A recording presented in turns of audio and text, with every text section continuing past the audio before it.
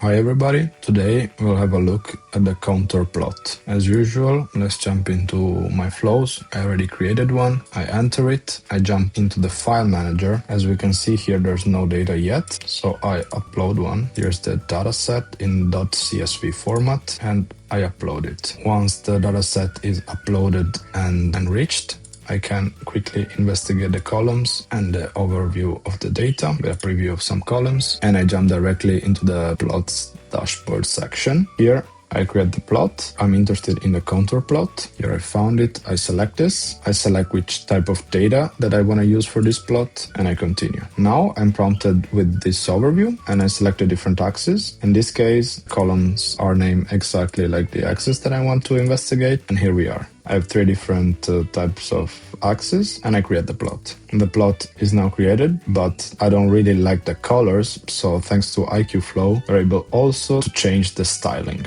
Here in the styling section, I select the IQTs one, which is very beautiful, and apply that. And voila, here we have our beautiful plot, which is ready to be exported. Thank you for watching, and don't forget to subscribe to our YouTube channel and check out all of our other social media channels. If you have any doubts, feel free to check out also our documentation. Thank you.